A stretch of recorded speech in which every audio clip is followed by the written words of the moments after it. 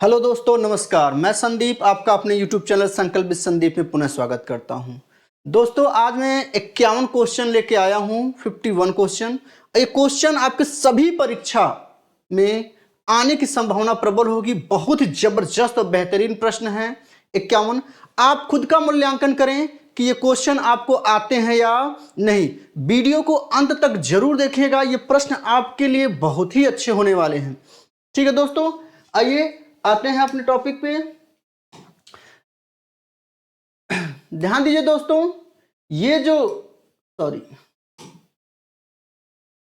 ये बीपीएससी का जो रिजल्ट आया है हमारे यहाँ, बीपीएससी का जो रिजल्ट है, ये हमारे यहाँ से ये सफल व्यक्ति जो हैं, सफल लोगों का ये लिस्ट है कि इतने लोगों ने संकल्प संस्थान से पढ़ाई करा और उसके बाद बीपीएससी में जाकर शिक्षक बना।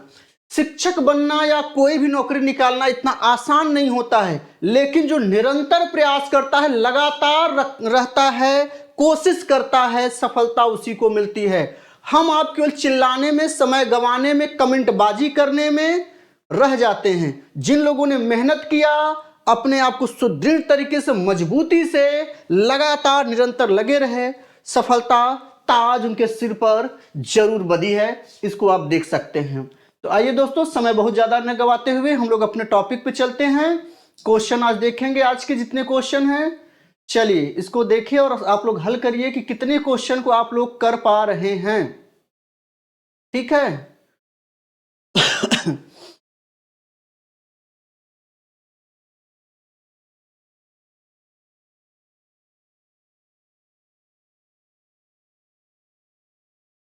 क्वेश्चन पहला क्या है कि जब भारतीय न्यायिक पद्धति में लोकहित मुकदमा पीआईएल लाया जाता है, तब भारत के मुख्य न्यायाधीश यानी न्यायमूर्ति या मुख्य न्यायाधीश सर्वोच्च न्यायालय के कौन थे? जब पीआईएल लाया गया तो उस समय भारत के मुख्य न्यायाधीश कौन थे? फटाक से कमेंट में करिए आप लोग। तो आप लोग का कमेंट देखें जल्दी, बहुत समय नहीं गवाइए। जी हाँ दोस्तों, इसका उत्तर है एम हिदायतुल्ला। उसमें भारत के क्या थे? भारत के मुख्य न्यायाधीश थे। अगला क्वेश्चन हमारा है, अगले क्वेश्चन की तरफ जाते हैं कि संसद में धन विधेयक के संदर्भ में निम्नलिखित में से कौन सा कथन गलत है? पहला, यह एक मंत्री द्वारा पेश किया जाता है, न कि एक निजी सदस्य द्वारा। चलिए दूसरा देखते हैं, लोकसभा राज्यसभा की सभी या किसी भी सिफारिश को स्वीकार करना या अस्वीकार कर सकती है लोकसभा इसको या राज्यसभा। इसे किसी लोकसभा में पेश किया जा सकता है, इसे राज्यसभा द्वारा अस्वीकार या संशोधित किया जा सकता है, इसे केवल लोकसभा में पेश किया जा सकता है। ध्यान दीजिएगा, संसद में धन विधेयक की जो बात हम करते हैं, वो धन विधेयक को राज्य सरकार कभी भी अस्वीकार नहीं कर सकती। ठीक दोस्तों, आगे नेक्स्ट क्वेश्चन पे आते हैं। तीसरा क्वेश्चन का उत्तर आप लोग फटाक से दीजिए। संविधान के किस अनुच्छेद में संसद के संयुक्त अधिवेशन की व्यवस्था करी गई है? तो किसमें की गई दोस्तों? 108 में। संयुक्त अधिवेशन को आहूत यानी बुलाता कौन है? बुलाता कौन है? तो भारत का राष्ट्रपति इसको बुलाता है, लेकिन इसकी अध्यक्षता कौन करता है? तो अध्यक्षता लोकसभा अध्यक्ष करता है, लोकसभा अध्यक्ष करता है। इस बात को आपको ध्यान रखना होगा दोस्तों। ठीक दोस्तों, आइए आगे देखते हैं। आज का चौथे नंबर का प्रश्न है कि भारतीय संविधान में किस पद का उल्लेख नहीं है? जल्दी कमेंट करके बताइए किसका नहीं भाई? लोकसभा उपाध्यक्ष का नहीं, उप प्रधानमंत्री का, राज्यसभा उपाध्यक्ष का, कि राज्य विधानसभा के उपाध्यक्ष का? तो दोस्तों आपको बता दें कि भारतीय संविधान में उप प्रधानमंत्री का कोई भी उल्लेख नहीं है। नेक्स्ट, निम्नलिखित में से कौन सा संविधान संशोधन राष्ट्रपति को किसी भी मामले को पुनः विचार के लिए मंत्रिमंडल को भेजने की शक्ति प्रदान करता है? 39वां संविधान संशोधन, 42वां संविधान संशोधन 1976, नहीं, ये तो भाई लघु संविधान कहा जाता है, लघु संविधान संशोधन कहा जाता है। 74वां संविधान संशोधन 1978, 93वां संविधान संशोधन। चलिए जल्दी जल्दी इसका उत्तर बताइए। तो दोस्तों आपको बता दें 44वां संविधान संशोधन 1978 के द्वारा संविधान में यह वर्णित है कि राष्ट्रपति किसी भी मामले को पुनः विचार के लिए मंत्रिमंडल को भेज सकती है या भेज सकता है। अगला, सर्वोच्च न्यायालय, बहुत बेहतरीन स्टार लगाइए, बहुत बेहतरीन क्वेश्चन। सर्वोच्च न्यायालय के न्यायाधीश बनने के लिए न्यूनतम आयु क्या होगी? फटाक से कमेंट दीजिए आप लोग भाई, फटाक से कमेंट दीजिए क्या होगी भाई इसमें जल्दी बताइए दोस्तों। इसमें से कोई आंसर सही नहीं है, उसके मिनिमम आयु का कोई उल्लेख नहीं है। हाँ, अधिकतम आयु 65 वर्ष हो और न्यायालय में किसी भी न्यायालय में वो 10 वर्ष का उसको क्या हो, अनुभव हो की बात करता है। तो इसका उत्तर क्या होगा? इनमें से कोई नहीं। नेक्स्ट, भारत के राष्ट्रपति अपनी शक्तियों का प्रयोग करते हैं। कब करते हैं?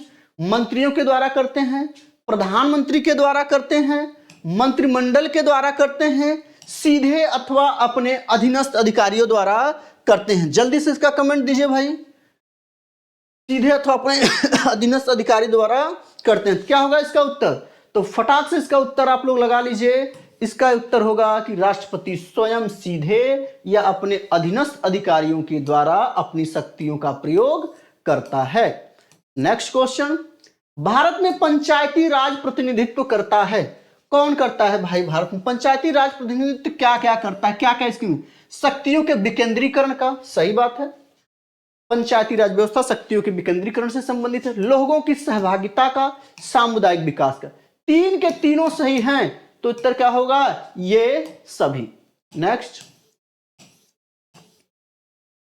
अगला, भारत में राजनीतिक दलों का पंजीकरण निम्नलिखित प्रावधानों में से किसके अनुसार किया जाता है? स्टार वाला प्रश्न फिर से आ गया। मोस्ट इंपॉर्टेंट क्वेश्चन है ये, मोस्ट इंपॉर्टेंट क्वेश्चन है कि भारत में राजनीतिक दलों का पंजीकरण निम्नलिखित प्रावधानों में से किसके अनुसार किया जाता है?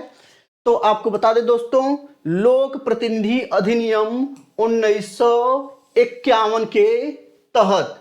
ठीक है, ये बेहद महत्वपूर्ण प्रश्न है, इसको ध्यान दीजिएगा। नेक्स्ट,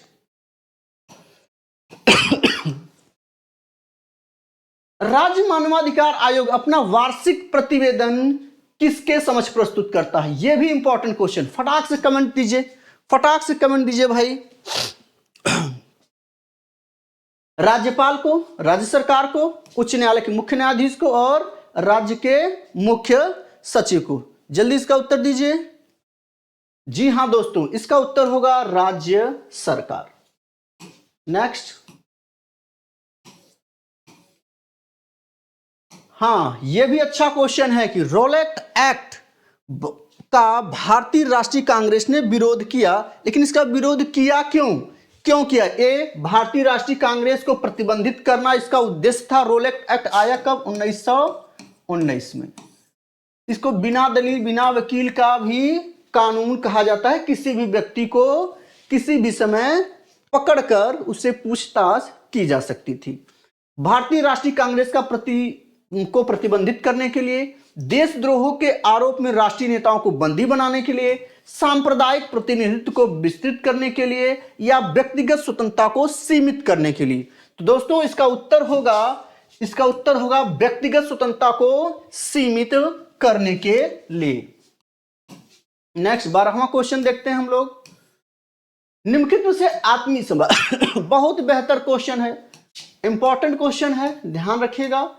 आत्मीय सभा की स्थापना किसने की? तो ध्यान दीजिएगा दोस्तों, आत्मीय सभा की स्थापना राजा राम मोहन राय ने की। स्वामी विवेकानंद ने क्या किया? रामकृष्ण परमहंस के ये क्या थे? शिष्य थे। इन्होंने क्या किया था भाई? रामकृष्ण परमहंस का इन्होंने क्या किया था? जल्दी बताइए। कौड़िया मिशन रामकृष्ण संस्था की स्थापना इन्होंने की थी। ठीक, स्वामी दयानंद सरस्वती ने क्या किया था? आर्य समाज की स्थापना की थी, आर्य समाज की स्थापना करी थी। देवेंद्रनाथ टैगोर के बारे में आप कमेंट में करिए कि इन्होंने बंगाल में क्या किया, जल्दी कमेंट करके बताइएगा। कुछ क्वेश्चन के उत्तर आप दिया करें, कुछ क्वेश्चन मैं आपको भी जरूर छोड़ूंगा कि आप उसको दीजिए। ये इंपॉर्टेंट है, स्टार वाले क्वेश्चन हैं, स्टार वाले क्वेश्चन हैं ये भाई दोस्तों। कि हुमायूं द्वारा लड़े गए 4 प्रमुख युद्धों का सब जानता है, चौसा, कन्नौज या बिलग्राम का युद्ध, सरहिंद का युद्ध। इनको क्रम से लगाने के लिए देगा तब आपका उत्तर क्या होगा। पहले इसने चौसा लड़ा, देवरा लड़ा, कन्नौज लड़ा, सरहिंद लड़ा, देवरा कन्नौज चौसा सरहिंद, सरहिंद देवरा चौसा कन्नौज, देवरा चौसा कन्नौज सरहिंद। दोस्तों जल्दी से बताइए इसका उत्तर क्या होगा। तो आपको बता दें इसका उत्तर, सही उत्तर जो होगा वो होगा, सबसे पहले इसने क्या लड़ा, सरहिंद का युद्ध लड़ा। ठीक है, सही है दोस्तों? जी नहीं, बिल्कुल गलत। डन के पहला इन्होंने देवरा लड़ा, फिर चौसा लड़ा, फिर कन्नौज लड़ा, फिर सरहिंद। सरहिंद का युद्ध ये बिल्कुल अंत में लड़ा गया, सबसे बाद में लड़ा गया ये युद्ध। ठीक है, तो आइए दोस्तों आगे देखते हैं। मालाबार में मोपला विद्रोह किसका परिणाम था? बारदौली सत्याग्रह का, स्वदेशी आंदोलन का, खिलाफत आंदोलन का, असहयोग आंदोलन का। दोस्तों बेहद महत्वपूर्ण क्वेश्चन ये है, ये बहुत बार परीक्षाओं में पूछा जाता है और आपको बता दें कि 80% लोग जो अच्छे से पढ़े हैं वही देते हैं, 80% लोग इस प्रश्न को करने में चूक जाते हैं।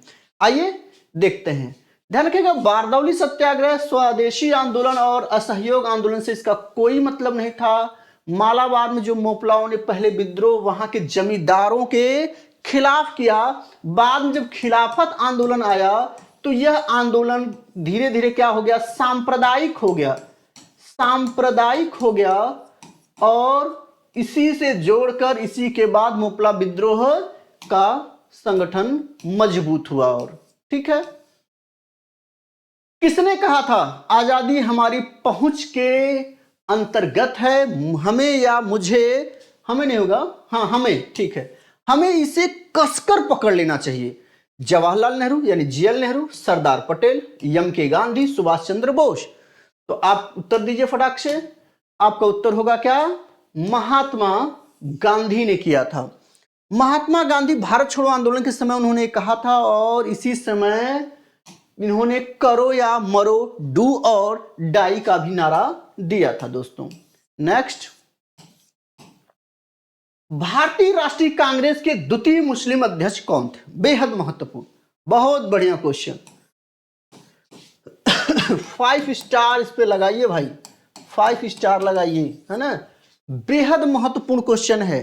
भारतीय राष्ट्रीय कांग्रेस का द्वितीय मुस्लिम अध्यक्ष कौन है? अबुल कलाम आजाद? जी नहीं। बदरुद्दीन तैयब? बताएं आप। शौकत अली? आप बताएं। और रहीमतुल्लाह सयानी?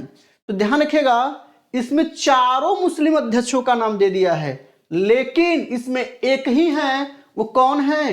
रहीमतुल्लाह सयानी। कौन है? रहीमतुल्लाह सयानी, ये द्वितीय मुस्लिम अध्यक्ष थे। दोस्तों मैं आपको एक ट्रिक बताता हूं, बकमाई बकना, बकमाई बकना। ब से बंबई, क से कलकत्ता, म से मद्रास, ई से इलाहाबाद, इलाहाबाद, ब से बंबई, क से कलकत्ता और ना से नागपुर। ये सभी भारतीय राष्ट्रीय कांग्रेस के क्रम से होने वाले अधिवेशन हैं। 1885, 1886, 1887, 1888, 1889 और 1890 और 1891। मैंने आपको ट्रिक पढ़ा रखा है, ट्रिक के जितने वीडियो हैं आप लोग जाकर देख लीजिए। महत्वपूर्ण उन बिंदुओं को हमने पढ़ा है जो आप प्रायः परीक्षाओं में छोड़ देते हैं। तो इसका उत्तर क्या होगा? रहीमतुल्लाह सयानी। नेक्स्ट, निम्नलिखित में से किस पुरास्थल से पाषाण संस्कृति से लेकर हड़प्पा तक के अवशेष प्राप्त होते हैं? कोटदीजी, लोथल, कालीबंगा, मेहरगढ़। तो दोस्तों इसका उत्तर बहुत आसान है, ये इंपॉर्टेंट क्वेश्चन है, ध्यान रखिएगा। इसका सबसे बेहतर उत्तर होगा मेहरगढ़। मेहरगढ़ में सभी पूरा पाषाण, निम्न पाषाण, उच्च पाषाण, है ना, सभी तीनों का से लेकर आपका हड़प्पा सभ्यता तक के साक्ष्य मिले हैं। गौतम बुद्ध को एक देवता का स्थान किस राजा के समय दिया गया? दोस्तों अशोक के समय, अजातशत्रु के समय, कनिष्क के समय कि बिंबिसार के समय? बहुत अच्छा क्वेश्चन है। आपको बता दें चतुर्थ बौद्ध संगीत के समय इनको देवता का उपाधि दी गई और हीनयान और महायान में विभाजित हो गया। महायान जो थे ये भगवान बुद्ध को देवता समझकर पूजा करना शुरू कर दिया। ठीक है, उस समय चतुर्थ बौद्ध संगीत के समय भारत का शासक कौन था, राजा कौन था? कनिष्क था। तो उत्तर आपका क्या होगा? कनिष्क होगा।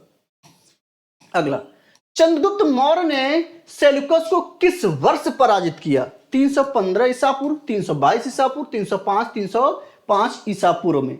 ध्यान रखिएगा, ईसवी पूर्व में होगा कि ईसा पूर्व में होगा, ये बेहद महत्वपूर्ण है, मोस्ट इंपॉर्टेंट क्वेश्चन है। आप इसका उत्तर फटाक से हमें जरूर बताएं कि इसका उत्तर क्या होगा, जल्दी बताइए। तो इसका कि 315 होगा, 305 ईसवी में होगा या ईसा पूर्व में होगा, यह बेहद महत्वपूर्ण है, जल्दी बताइए इसको। ध्यान रखिएगा, मौर्य साम्राज्य की जब भी बात करेंगे, अशोक मौर्य सब, ये सब ईसा पूर्व वाले हैं, ईसा पूर्व की घटनाएं हैं। चाहे सिकंदर का आक्रमण ले लीजिए, चाहे चंद्रगुप्त मौर्य का देख लीजिए, जिसका भी देख लीजिए। तो यहां ईसा पूर्व सही उत्तर होगा, ईसवी में नहीं, ईसा पूर्व में। सेल्यूकस जो था वो सिकंदर का सेनापति था और सिकंदर के जाने के बाद सेल्यूकस भारतीय और जो क्षेत्र थे इसका वो शासक बना, भारत पे यह कब्जा करना चाहता था, आक्रमण करना चाहता। इसने ये पराजित हुआ, इसने अपनी बहन कार्नेलिया का विवाह जो है चंद्रगुप्त मौर्य से कर दिया। काबुल, कामरान, हेरात और कांधार 4 राज्यों को चंद्रगुप्त मौर्य को दे दिया और बदले में चंद्रगुप्त मौर्य ने 500 हाथी भेंट में दिया। किसको भेंट में दिया? सेल्यूकस निकेटर को। ठीक, चलिए नेक्स्ट 20वां क्वेश्चन। रजत सिक्का जारी करने वाला, रजत मतलब चांदी का सिक्का जारी करने वाला पहला गुप्त शासक कौन था?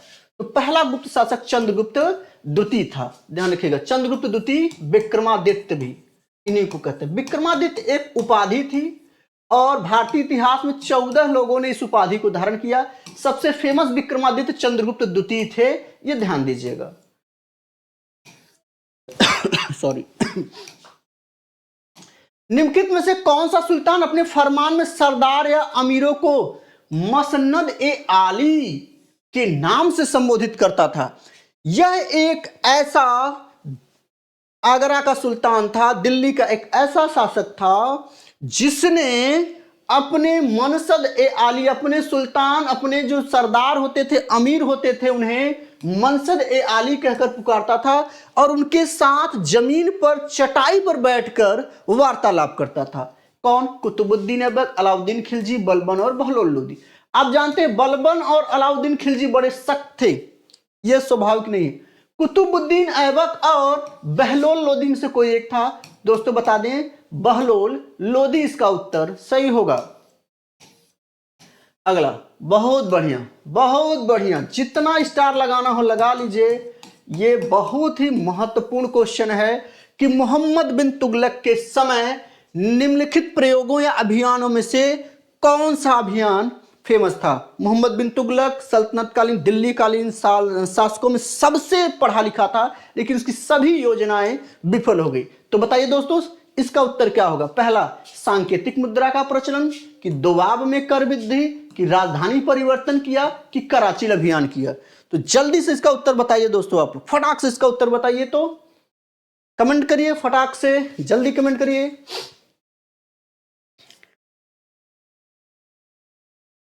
ठीक है, अब आइए देखते हैं इसका उत्तर। ध्यान रखिएगा, ये सबसे पहले इसने क्या किया, दोआब में 1325 में दोआब में कर वृद्धि किया।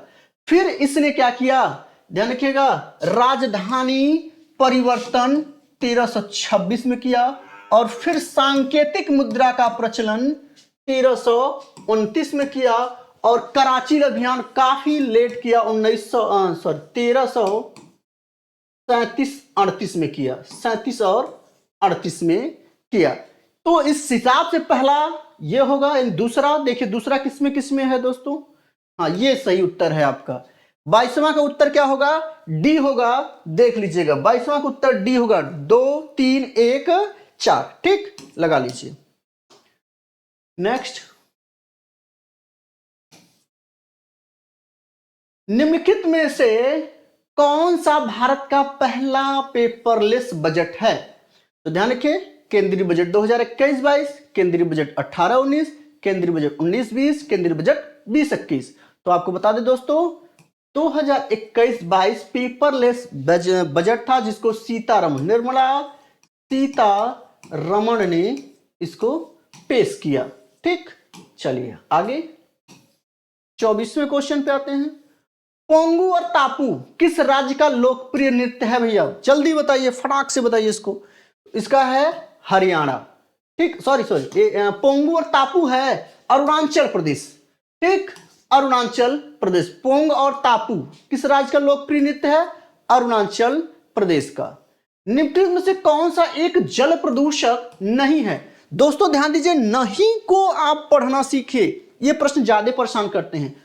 ए आर्सेनिक, क्रोमियम, गाद, हिमनद। तो आप लोग बता दें, प्रदूषक का कारण नहीं है, वो हिमनद है। हिमनद शुद्ध ताजे जल का स्रोत है, ताजे शुद्ध जल का स्रोत है, ये ध्यान रखिएगा। ताजे जल का क्या है? स्रोत है हिमनद। हिमनद प्रदूषक में नहीं आएगा। ठीक है दोस्तों, नेक्स्ट, बहुत अच्छा। निम्नलिखित युग्मों से कौन सा एक सुमेलित नहीं है? अभी हाल ही की परीक्षाओं में पूछे गए क्वेश्चन है, और ये बहुत ही बेहतरीन क्वेश्चन है। आप जल्दी बताइए। सानिया रिचर्ड्स हॉकी, पॉल पोंगा फुटबॉल, पामेला जेलिमो भारोत्तोलन, और किरोन पोलार्ड क्रिकेट, कौन इसमें नहीं है? आप जल्दी बताइए। तो ध्यान दीजिएगा दोस्तों, इसका सही उत्तर होगा पामेला जेमिलो। ये केन्या की एक धावक हैं। केन्या की क्या है? एक धावक है। भारोत्तोलन नहीं होगा, ये धावक है। और इन्होंने 2008 के ओलंपिक में धावक दौड़ने में पहली कन्याई महिला हैं जिन्होंने स्वर्ण पदक जीता था। नेक्स्ट, निम्नलिखित में से किस विद्वान ने मानव विकास की अवधारणा की शुरुआत की? मानव विकास की अवधारणा की शुरुआत की, बहुत महत्वपूर्ण, प्रोफेसर अमर्त्य सेन, एलएनसी सेन पाई, डॉक्टर महमूद उल हक, इनमें से कोई नहीं। स्टार वाले क्वेश्चन हैं, स्टार हैज वाले क्वेश्चन हैं, बेहद महत्वपूर्ण है। जल्दी आप कमेंट बॉक्स में बताइए, बताइए भाई, कमेंट बॉक्स में जल्दी बताइए। कल से ना लैपटॉप इधर रखिएगा, हाँ मेरे लेफ्ट साइड, ताकि मैं देख सकूं कि कमेंट क्या आ रहे हैं। ठीक है, चलिए दोस्तों, इसका सही उत्तर क्या होगा? इसका सही उत्तर होगा ये डॉक्टर महबूब उल हक, ये पाकिस्तान के अर्थशास्त्री हैं, इन्होंने ही इसको दिया था, पाकिस्तान के अर्थशास्त्री। ठीक, नेक्स्ट, बहुत अच्छा question. WTO world trade organisation का पूर्ववर्ती नाम क्या है? अंकटाड है, यूनिडो है, OECD है, या गैट है? तो इसका उत्तर क्या होगा दोस्तों? गैट। इसका उत्तर क्या होगा? गैट। नेक्स्ट, सिलिकॉन वैली कहां स्थित है? तो सिलिकॉन वैली न्यूयॉर्क के पास में है, मॉन्ट्रियल के पास है, बोस्टन के पास है, या सैन फ्रांसिस्को के पास? सिलिकॉन वैली कहां है दोस्तों? सैन फ्रांसिस्को, अमेरिका के पास है। ठीक, नेक्स्ट, बहुत अच्छा क्वेश्चन। एक पारिस्थितिकी तंत्र के जैविक घटकों में शामिल है पौधे और जानवर, शैवाल और कवक, उत्पादक उपभोक्ता घटक, हवा पानी। देखिए एक पारिस्थितिक तंत्र में सभी चीजें मौजूद होती हैं, वो क्या होगा आपका उत्तर, आपका होगा उत्पादक, उपभोक्ता एवं अपघटक। नेक्स्ट सॉरी, बहुत बढ़िया क्वेश्चन। नेशनल ग्रीन ट्रिब्यूनल यानी एनजीटी की स्थापना भारत सरकार द्वारा कब करी गई? तो ध्यान दीजिए 2000 में, 2008 में, 2005 में, 2010 में। उत्तर बताइए जल्दी, इसका उत्तर क्या होगा? 2005 होगा दोस्तों? नहीं, 2005 नहीं होगा, 2005 नहीं होगा, इसका उत्तर होगा 2010। इसका उत्तर होगा 2010। एनजीटी की स्थापना भारत सरकार द्वारा 2010 में करी गई थी। नेक्स्ट, जैविक ऑक्सीजन डिमांड यानी जैविक biological oxygen demand, biological oxygen demand एक प्रकार का प्रदूषण सूचकांक है। इसके द्वारा किस प्रदूषण का हम माप करते हैं? ए जलीय वातावरण का, वायु का, मृदा का, उपरोक्त सभी का। तो दोस्तों आप तो बता दें, बायोलॉजिकल ऑक्सीजन डिमांड जो है जलीय वातावरण के पानी की शुद्धता की माप करता है। नेक्स्ट, राष्ट्रीय युवा दिवस 2023 का विषय थीम क्या था? विकसित गांव विकसित भारत, विकसित युवा विकसित भारत, युवाओं का विकास देश का विकास, युवाओं की बढ़ती जन भागीदारी। राष्ट्रीय युवा दिवस कब मनाया जाता है? 12 जनवरी को मनाया जाता है। तो दोस्तों बताइए इसका उत्तर क्या होगा? इसका सही थीम है विकसित युवा विकसित भारत। नेक्स्ट, हाल ही में प्रसिद्ध व्यक्तित्व वाणी जयराम का निधन हो गया, उनका संबंध किस खेल से है? किस क्षेत्र से है?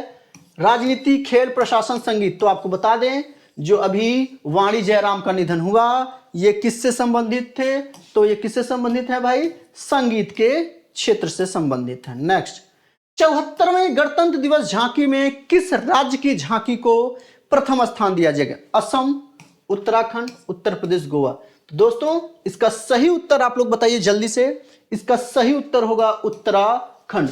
दूसरा स्थान महाराष्ट्र की झांकी को मिला, महाराष्ट्र के झांकी को दूसरा स्थान, उत्तर प्रदेश के झांकी को तीसरा स्थान मिला था। दादा साहेब फाल्के अंतरराष्ट्रीय पुरस्कार हेतु किस फिल्म को बेस्ट फिल्म के लिए चुना गया? किस फिल्म को बेस्ट फिल्म के लिए चुना गया? स्टार वाले प्रश्न हैं, ध्यान दीजिएगा। रुद्र को, आरआर को, या द कश्मीर फाइल को, या ए और बी दोनों को। तो दोस्तों आपको बता दें, दादा साहब अंतरराष्ट्रीय पुरस्कार हेतु सबसे best film the Kashmir file को दिया गया, और वर्ष का सर्वश्रेष्ठ फिल्म का दर्जा किसको मिला? आरआरआर को मिला। ठीक है दोस्तों। नेक्स्ट, भारतीय वायुसेना के नए उप प्रमुख कौन हैं? सचिंदर कुमार, हरि कुमार, अमरप्रीत सिंह और एसएन प्रधान। तो ध्यान रखिएगा, वायुसेना के नए उप प्रमुख कौन हैं? अमरप्रीत सिंह। नेक्स्ट, चलिए इसका उत्तर आप लोग बताइए जल्दी बताइए। आर्थिक सर्वेक्षण 2023 के अनुसार नारियल उत्पादन में प्रथम स्थान किसका था? इसमें प्रथम, द्वितीय और तृतीय का क्रम लगाने के लिए भी आपको दे देता है। दोस्तों इसमें प्रथम स्थान केरल का है, द्वितीय स्थान कर्नाटक का है, तृतीय स्थान तमिलनाडु का है। नारियल उत्पादन में ध्यान दीजिएगा, नारियल उत्पादन में। ठीक है दोस्तों। नेक्स्ट, अपने अगले प्रश्न की तरफ।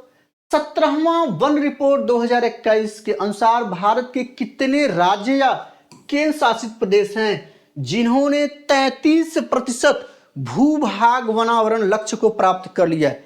ए 17, बी 20, डी 24, सी 22। दोस्तों आप इसका जल्दी से उत्तर बताइए, इसका जल्दी उत्तर बताइए। तो इसका जल्दी उत्तर होगा 17 राज्य एवं केंद्र शासित प्रदेश ने 33% भूभाग पर वनावरण क्षेत्र को लक्ष्य को हासिल कर लिया गया है।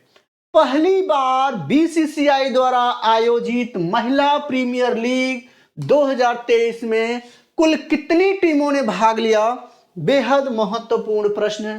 कितनी टीमों ने भाग लिया, इसका उत्तर जल्दी बताइए। तो ध्यान दीजिएगा, 5 टीमों ने इसमें भाग लिया, पहली बार हुआ। और इसकी विजेता MI यानी मुंबई इंडियंस रही। सबसे महंगी खिलाड़ी इसमें स्मृति मंधाना थी। स्मृति मंधाना थी, ध्यान रखिएगा, मंधाना सबसे महंगी खिलाड़ी। और कुल कितने टीमों ने भाग लिया? 5 टीमों ने पहली बार। और जीता कौन? मुंबई इंडियंस ने इसको जीत लिया। अगला, नवोदित लेखकों को प्रोत्साहित करने के उद्देश्य से भारत सरकार ने किस योजना की शुरुआत की? मार्गदर्शक की, प्रोत्साहन की, युवा 2.0 की? कोई नहीं दोस्तों, इसका उत्तर होगा युवा 2.0। जो नवयुवक लेखक हैं उनको प्रोत्साहन के लिए युवा 2.0 की शुरुआत की गई है। नेक्स्ट, ब्रिटेन के प्रधानमंत्री ऋषि सुनक का संबंध भारत के किस राज्य से है? अभी G20 शिखर सम्मेलन जो आपका दिल्ली में संपन्न हुआ, उसमें ऋषि सुनक जी आए हुए थे। और आप बताइए कि किस मंदिर में जाकर उन्हें मत्था टेका? कमेंट बॉक्स में आप जरूर बताएं। ठीक, ये कहां के रहने वाले थे? पंजाब। इनके पूर्वज कहां के रहने वाले थे? पंजाब, उत्तर प्रदेश, राजस्थान या गोवा? इसका उत्तर जल्दी से आप बताइए। तो इसका उत्तर होगा, इनके पूर्वज पंजाब के रहने वाले थे। हालांकि ऋषि सुनक का जन्म जो है वो इंग्लैंड में ही हुआ है। नेक्स्ट, T20 वर्ल्ड कप का आयोजन 2026 में कहां किया जाएगा? चलिए भाई, बेहद महत्वपूर्ण। 2024 का भी आप बताइए, 2026 का नहीं बताना है। ये 2000 आपका 22 में हो चुका है। 2024 का बताइए, 2026 का भी बताइए। बहुत क्रिकेट प्रेमी इसमें हैं भाई, बहुत क्रिकेट प्रेमी हैं। फटाफट इसका उत्तर दीजिए, क्या होगा? तो आप हम नहीं बताए, पहले आप बताइए फटाक से।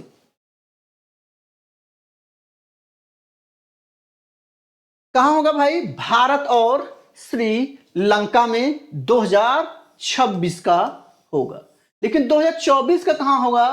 तो 2024 का USA और वेस्ट इंडीज में होगा। वेस्ट इंडीज में होगा, ध्यान दीजिएगा, वेस्ट इंडीज में होगा। 2024 का जो अगले वर्ष प्रस्तावित है, USA और वेस्ट इंडीज। 2026 में कहां होगा ये? 2026 में यह होगा भारत और श्रीलंका में संयुक्त रूप से होगा। ठीक है दोस्तों, आइए आगे बढ़ते हैं। नेक्स्ट, राष्ट्रमंडल खेल 2022 में स्वर्ण पदक जीतने वाले सुधीर लाट का संबंध किस क्षेत्र से है? बेहद महत्वपूर्ण, इंपॉर्टेंट। सुधीर लाट का संबंध किस क्षेत्र से है? जल्दी जल्दी इसका उत्तर कमेंट बॉक्स में बताइए, मैं देख रहा हूं, जल्दी बताइए।